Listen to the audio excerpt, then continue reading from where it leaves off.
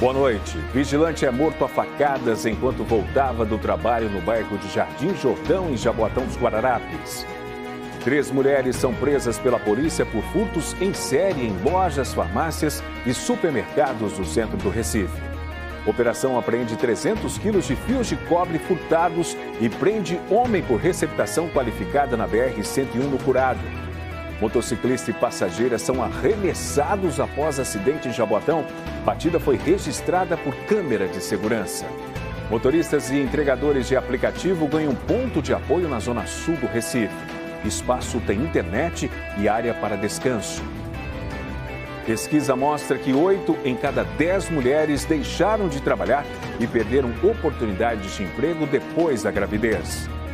Dia de atendimento médico para seu Vital, de 85 anos, que viralizou na internet ao vender pudins na praia para pagar exames.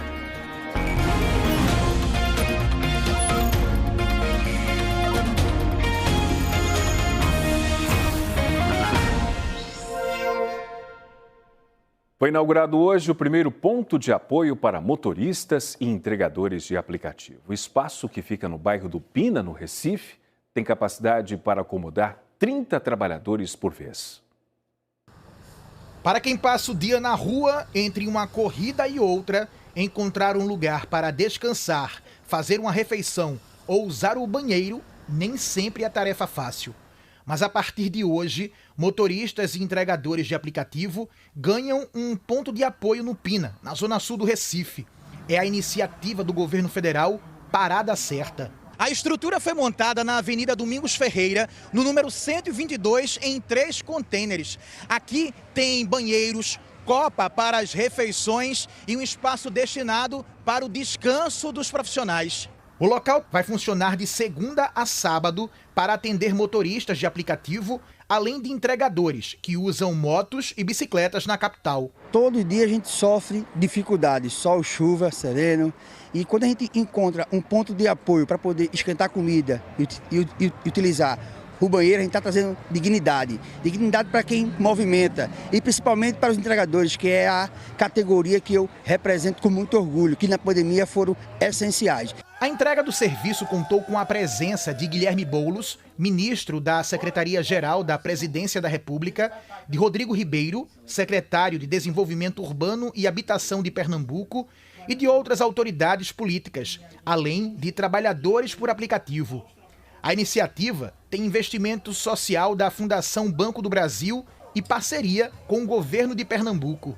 O governo federal entra com os contêineres, os equipamentos que tem copa, que tem área de convivência e banheiros, e o governo do estado entra com a doação do terreno, né, e o apoio aqui na execução da obra, dos serviços, para deixar o equipamento em condição de funcionamento. Pernambuco abriu a sua primeira e a gente vai estudar junto com o governo federal a possibilidade de abrir mais unidades. Nós vamos fazer um mapeamento das regiões onde tem maior demanda. É Caruaru, é Petrolina, é aqui na região metropolitana de Recife, é em Paulista, é em Olinda. Onde que tem maior demanda dos trabalhadores, seja dos 2 rodas, que são os motoqueiros que fazem entrega, que fazem mototáxi, seja dos 4 rodas, que são os motoristas, né? Nós vamos dialogar com eles, dialogar com o governo. Onde tem mais demanda, vai ter mais parada certa. Para os representantes dos 150 mil trabalhadores de aplicativo no estado, uma pausa pode fazer diferença na rotina deles. Muito importante ter um lugar que você possa parar, tanto motorista homem quanto mulheres passaram por constrangimento em estabelecimentos,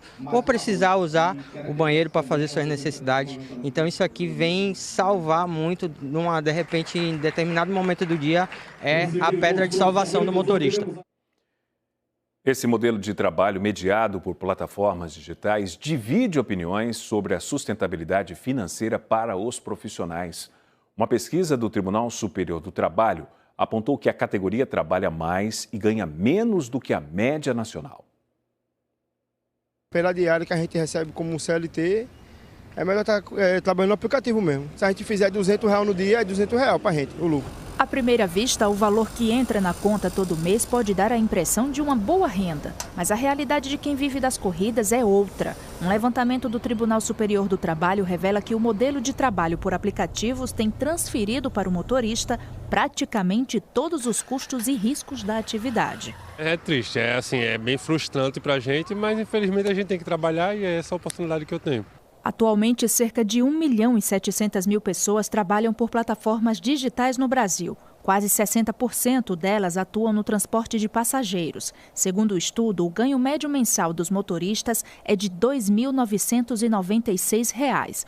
O valor fica abaixo da renda média dos brasileiros, que chegou a R$ 3.367 em 2025. Isso mesmo com uma jornada maior. Enquanto a média nacional é de 39 horas semanais, os motoristas de aplicativo trabalham quase 45 horas por semana. A gente não tem uma pessoa para olhar para a gente, para correr atrás desses direitos da gente. E aí tem que ir à luta. Tem que ir à luta. O que mais pesa no bolso desses profissionais é que o valor recebido pelas corridas não representa o lucro real.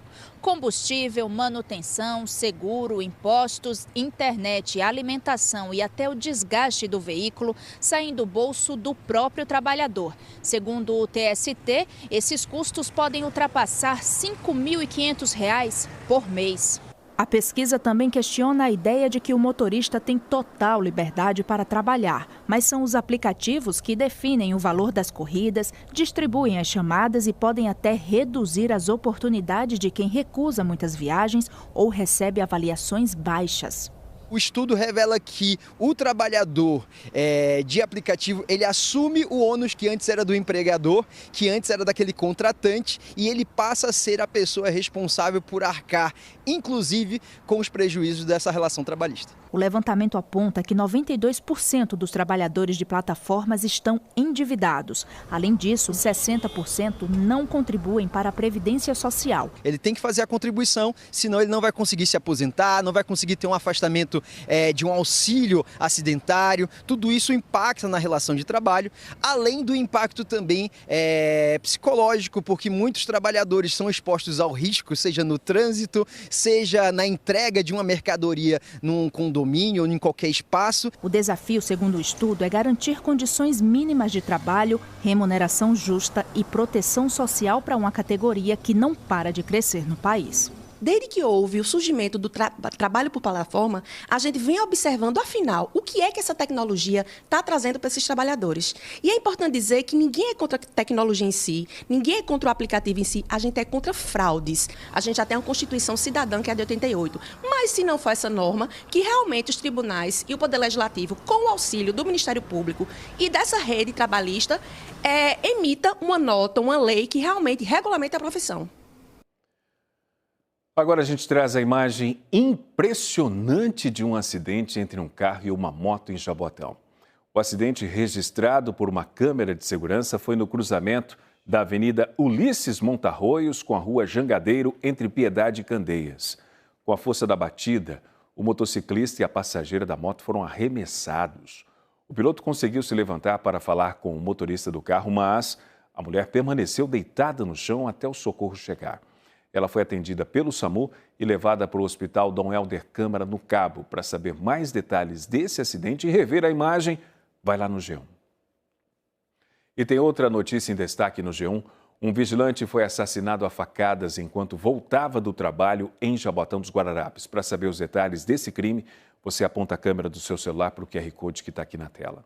Manuel Delmiro da Silva, de 60 anos, estava voltando do trabalho quando foi abordado por um criminoso em um beco no bairro de Jardim Jordão por volta das 5 horas da manhã de hoje. O vigilante levou uma facada na barriga. Uma equipe da TV Globo esteve no local e ouviu os relatos de moradores assustados com o crime. Segundo eles, Manuel era uma pessoa querida na comunidade. Ele trabalhava com vigia, como vigilante, em um posto de gasolina.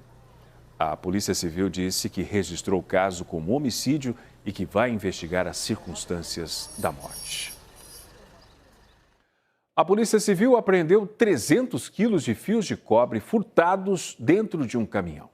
Um suspeito foi preso E a repórter Daniele Fonseca traz os detalhes. De acordo com a polícia, o homem preso vinha dirigindo o caminhão pela BR-101 em direção a Jaboatão dos Guararapes quando foi abordado pela polícia e preso em flagrante. A gente vai trazer outras informações com o delegado Bruno Dilgaldi. Doutor, boa noite. Como é que a polícia chegou até esse homem? Boa noite. No decorrer dessa semana, né, recebemos informações de que um indivíduo, na quarta-feira, iria fazer esse transporte da região norte, da zona norte da região metropolitana para Jaboatão dos Guararapes. A informação era que viria uma carga de cobre. Não sabíamos exatamente a quantidade e o que mais viria além desse cobre aí, né? Então, nesse dia, na quarta-feira, pela manhã, montamos uma campana e realizamos monitoramento. Até que esse caminhão passou pela nossa viatura, acompanhamos e, no momento oportuno, realizamos a abordagem. Dentro do caminhão, era um indivíduo de 48 anos que estava conduzindo esse veículo, ele estava sozinho. E na carga, era uma caçamba grande, que é um caminhão de médio porte, mas era uma caçamba grande, vários objetos metálicos, típicos de reciclagem. E em um canto da caçamba, tinha uma lona grande, protegendo alguns objetos. E verificamos, embaixo dessa lona, tinham diversos sacos, com uma grande quantidade de fios de cobre já no formato cabelinho, que é o fio que sai, depois que o cabeamento ele é queimado. Isso é típico, de fio de cobre furtado, que ele, quando o receptador recebe, ele recebe nesse formato já. Então, em razão disso aí, o indivíduo foi conduzido para a delegacia, contabilizamos cerca de 300 quilos de fio de cobre, é uma grande quantidade, não é comum uma apreensão desse porte aí. E ele ficou em silêncio durante todo o procedimento policial, não quis se manifestar, foi autuado pelo crime de receptação qualificada, que por se tratar de fio de cobre tem a pena da receptação qualificada dobrada, ela vai para 6 a 16 anos, e é um crime inafiançável em delegacia. Então, assim, a gente não pode arbitrar fiança, ele foi obrigatoriamente encaminhado para a audiência de custódia na data de ontem, e o magistrado determinou que ele fosse posto em liberdade com monitoramento eletrônico. Essa quantidade de 300 quilos é avaliada em quanto? A gente fez uma estimativa baixa, em torno de R$20 mil. Mas a depender do estágio dessa receptação aí, pode ser que o valor aumente. Porque esse fio, ele é, de uma certa forma, ainda que irregular, refinado, até o receptador final, que vai procurar fundir, derreter esse cobre para tentar reinserir no mercado com uma aparente legalidade.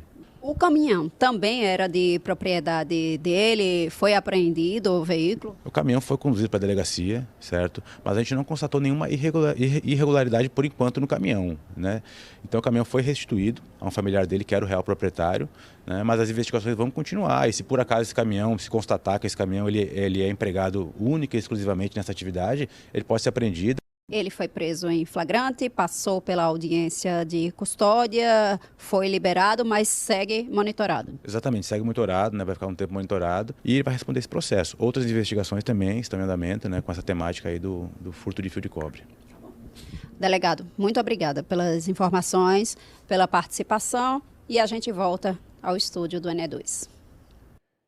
E 3 mulheres foram presas em flagrante por furtos em série. De acordo com a polícia, as suspeitas agiam em supermercados, farmácias e lojas do centro do Recife. O delegado responsável pelo caso deu detalhes sobre as prisões. Nos chegou a informação de que no centro da cidade, em vários locais estavam sendo comercializados produtos de alto valor agregado por um valor infinitamente inferior àquele que a gente encontra normalmente em farmácias e supermercados. Nossa equipe passou a fazer o acompanhamento dessa atividade e na data de ontem realizou a prisão dessas 3 mulheres que praticavam diversos furtos em vários estabelecimentos comerciais da cidade e repassavam para receptadores ali no centro, que por sua vez tratavam de comercializados para o consumidor final. A mais velha, que liderava a associação, tem passagens por roubo, por furto, por lesão corporal, resistência e outra tinha passagem por homicídio e a mais nova também passagem por roubo. Há pelo menos um mês. Quase que diariamente essa atividade era praticada na região do centro da cidade. A dificuldade de localizar as vítimas era justamente rastrear os produtos que eram comercializados, já que são itens de alto valor agregado, mas são gêneros alimentícios, produtos de higiene. Elas foram presas por furto qualificado pela associação de pessoas e a associação criminosa, antiga formação de quadrilha. O receptador que recebe essas mercadorias de origem ilícita, ele responde pela receptação qualificada, porque está comercializando esses itens, e quem é consumidor, que compra esse tipo de item, que sabe que está adquirindo algo de origem duvidosa, também pode responder por receptação. A Secretaria de Educação do Cabo de Santo Agostinho afastou o diretor e demitiu um vigilante terceirizado da escola, onde 2 adolescentes de 14 anos denunciaram estupros coletivos. Os crimes teriam acontecido em dias diferentes, dentro da sala de aula, durante o intervalo. A defesa das vítimas afirma que 5 adolescentes praticaram a violência. Os estudantes suspeitos foram suspensos da escola por tempo indeterminado. A Polícia Civil investiga o caso, que também é acompanhado pelo Ministério Público. Depois do intervalo, o projeto usa inteligência artificial para monitorar grávidas de alto risco e pacientes com hipertensão e diabetes. E ao vivo, 2 feiras voltadas para crianças, famílias e gestantes movimentam o Centro de Convenções. O ENE2 volta em instantes, agora 7h07.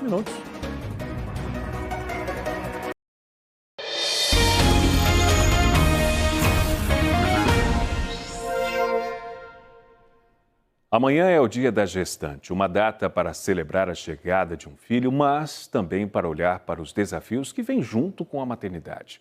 Uma pesquisa mostra que 8 em cada 10 mulheres deixaram de trabalhar ou perderam oportunidades de emprego depois da gravidez. Para muitas mulheres, os planos de estudar, trabalhar e conquistar a própria renda acabam ficando pelo caminho depois da gravidez.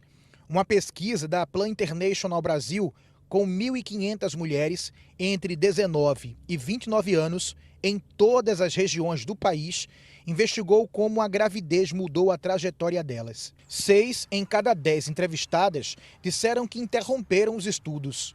8 em cada 10 mulheres responderam que deixaram o emprego ou perderam oportunidades profissionais.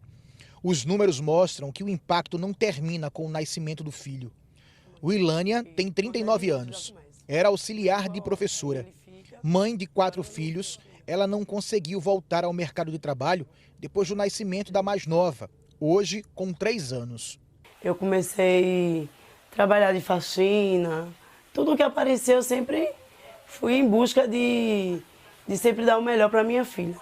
Sem dinheiro para pagar alguém que cuide da criança e sem uma pessoa da família que possa assumir essa tarefa, o trabalho precisou ficar em segundo plano. Por esse motivo, o filho de 15 anos mora com a madrinha.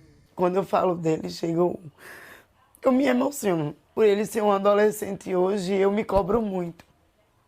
Me cobro por não ter sido uma mãe melhor para o meu filho. A história dela contrasta com a de Vívia. Ela teve Isis aos 23 anos, em 12 de julho deste ano. Mas, mesmo com a chegada da bebê, não pretende parar de trabalhar. Vou pegar coxinha com a minha tia, vou andar na rua, oferecendo coxinha para quem quer comprar. Não tem condição não de ficar sem trabalhar no momento, não. Para a Vivian, a rede de apoio faz diferença. Uma possibilidade que nem todas as mulheres têm. Tem minha mãe, minha avó, meu irmão mais velho, minha prima, Belize e a família toda. A pesquisa mostra também que 7 em cada 10 mulheres que engravidaram precocemente disseram já ter sofrido algum tipo de discriminação por causa da gravidez. As pessoas falavam para mim que como é que o mundo de hoje, tu engravidar... Muita gente também criticou também, mas eu nem liguei. Para além dos números, 2 histórias mostram que não existe uma única experiência de maternidade. Esse ponto cobra um grande preço, né? O preço disso é limitar, inclusive, o acesso a mulheres jovens, já a vida profissional, a formação acadêmica e por aí vai. A rede de apoio ela é essencial, seja por parte da família, dos amigos, até das estruturas, né, de ensino, de trabalho, né? Tendo esses espaços, é possível que essa pessoa ela tenha o seu processo, né, de ingresso e amadurecimento e permanência na vida profissional de uma forma muito mais tranquila e de uma forma até mais viável. Da forma como nossa sociedade acaba impactando a vida da mulher em qualquer momento. Mas quando se é jovem, também há, de certo modo, um julgamento social. Muitas vezes, ser grávida jovem, isso traz vergonha para a mãe, para a família. Isso também impacta sobre a imagem social dessa moça. Em Olinda, um projeto usa inteligência artificial para monitorar gestantes de alto risco e pacientes com hipertensão e diabetes do SUS. A Cibele tem endometriose e síndrome dos ovários policísticos. Por causa desses problemas, já chegou a acreditar que não conseguiria engravidar, mas conseguiu controlar as doenças. E agora, a espera tem nome: Murilo. Fazia 5 anos que eu estava tentando engravidar e descobri esse ano, no início do ano, que eu estava grávida. Com uma semana depois que eu descobri minha gravidez, eu tive um sangramento e não tinha nem começado o pré-natal ainda. Depois que eu iniciei o pré-natal, descobri que eu estava com hipertensão e diabetes gestacional. E aí fui encaminhada para o alto risco, aqui da cidade de Olinda. Cibele está entre os 200 pacientes que serão acompanhados com o apoio da inteligência artificial. Pelo WhatsApp, ela poderá conversar com um assistente virtual, tirar dúvidas e compartilhar informações sobre a saúde. Estou muito feliz porque acalma o coração saber que a gente está sendo mais bem assistida, Ao todo, 250 pacientes participam do projeto piloto da Secretaria de Saúde de Olinda. 50 recebem relógios inteligentes, que monitoram dados como pressão arterial, batimentos cardíacos, oxigenação e temperatura do corpo. As informações são enviadas para uma central, onde a equipe de saúde pode identificar alterações e agir antes que o quadro se agrave. A inteligência artificial pode ser uma aliada do paciente na hora de esclarecer uma dúvida ou buscar uma informação, mas ela não substitui a avaliação de um profissional de saúde. Por isso, se houver algum sinal de alerta ou a necessidade de atendimento, a orientação é procurar ajuda médica. Tem alguém sempre olhando, que é a inteligência artificial. E aí ela vai fazer justamente esse repasse profissional dessas informações. E aí qualquer coisa que foge, ela nunca vai tomar uma decisão só, nunca vai prescrever uma medicação. Ela vai indicar para a enfermeira que aquele paciente precisa de uma atenção. A enfermeira vai entrar numa tela chamada com ela e vai fazer esse acompanhamento. E é aqui nestas telas que os profissionais conseguem acompanhar à distância os pacientes. A equipe recebe alertas quando algum dado indica uma possível mudança no estado de saúde. As informações são protegidas pela Lei Geral de Proteção de Dados. A gente colocou esse projeto com um prazo de 8 meses iniciais, até para a gente poder acompanhar, ver como é que está esse monitoramento, ver quais foram, o que as ferramentas elas podem, inclusive, ser acrescidas ao longo do projeto.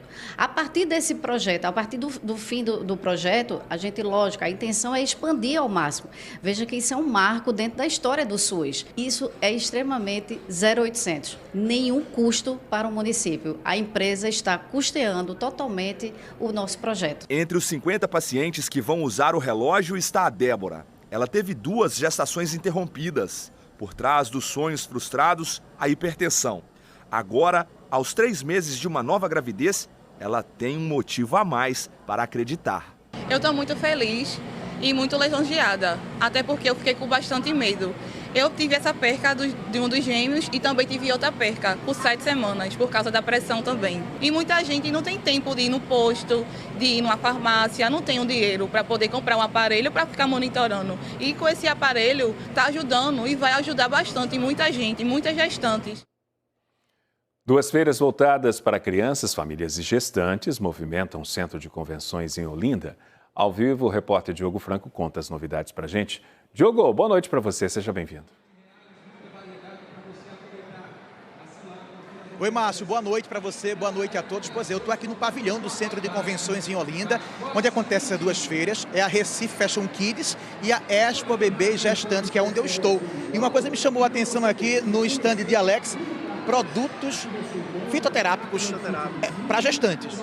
Isso, para gestantes nós temos nossa tintura de gengibre, que ela elimina o enjoo natural das gestantes. E depois da gestação a gente tem nosso super concentrado de algodoeiro para a produção de leite materno. A gente tem essas tinturas e muitas outras para tratamento de saúde. A partir de quanto? A partir de R$ 38,00. Muito obrigado, boa sorte.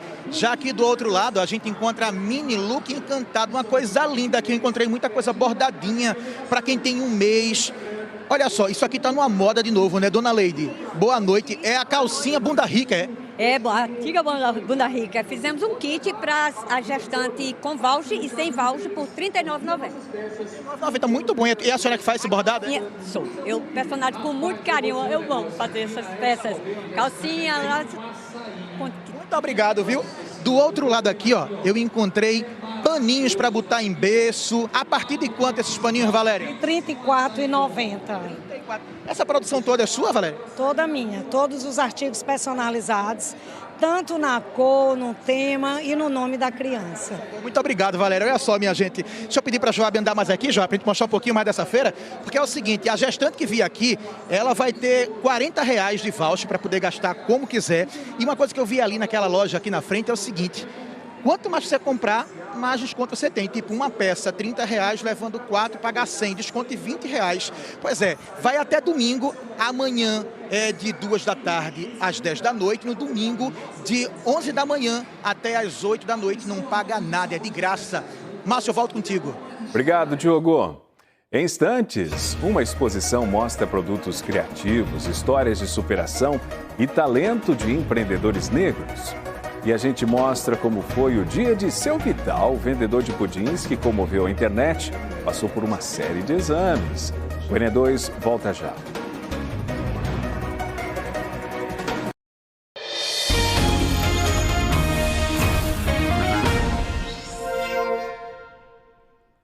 Depois de vender pudins na praia para pagar exames, Seu Vital, de 85 anos, recebeu atendimento gratuito em um hospital particular do Recife.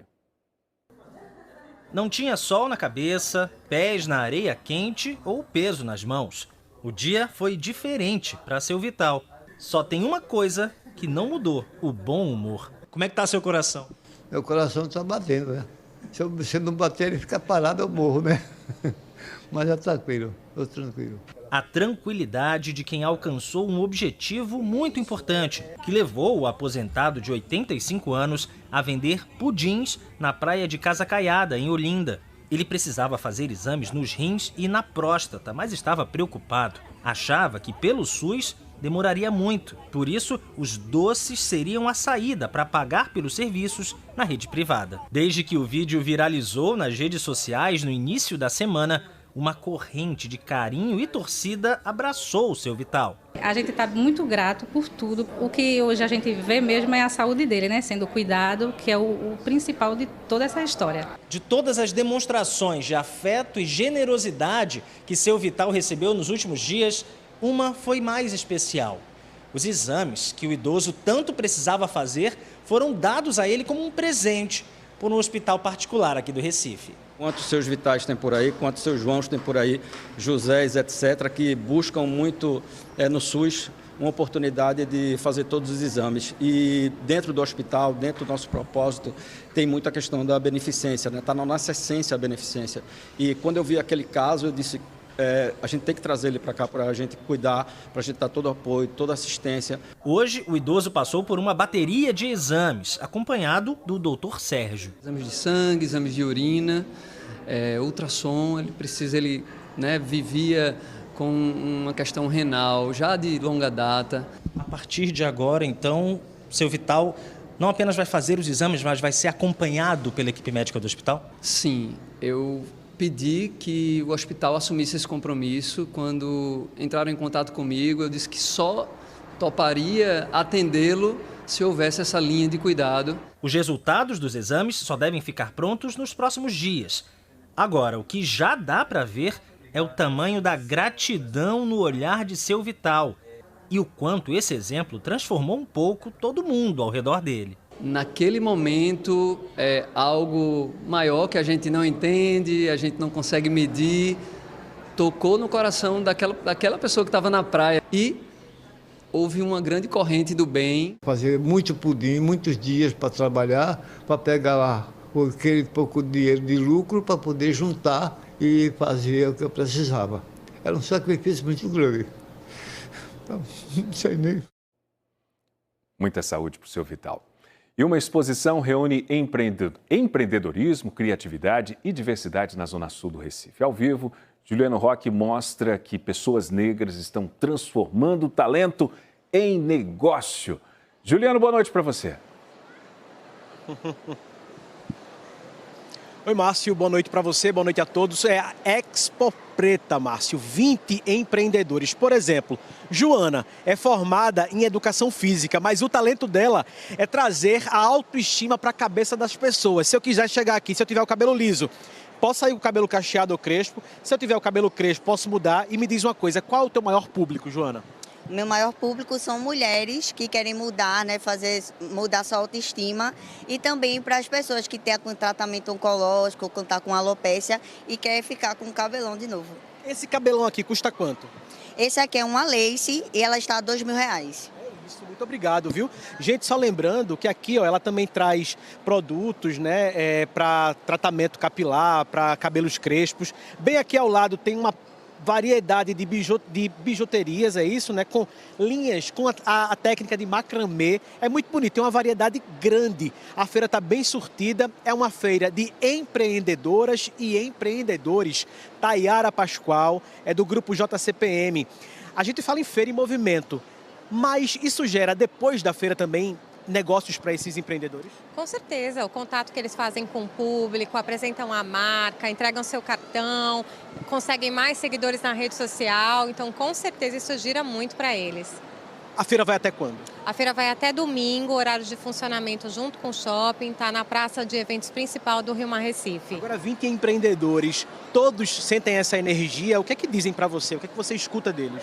Todos eles estão super animados, querendo promover as suas marcas, mostrar toda a potência dos seus produtos e esperando que todo mundo venha aqui conhecer. Me diz uma coisa, depois que termina, vocês fazem uma avaliação de como foi? Sim, dia a dia a gente faz a avaliação, as pessoas empreendedoras passam por um treinamento antes de participar. Tayara, muito obrigado, viu? Sucesso na feira. Márcio, nós voltamos com você. Obrigado, Juliana. E nós ficamos por aqui. Fique agora com o último capítulo da novela Coração Acelerado. Para você, uma boa noite e um bom fim de semana.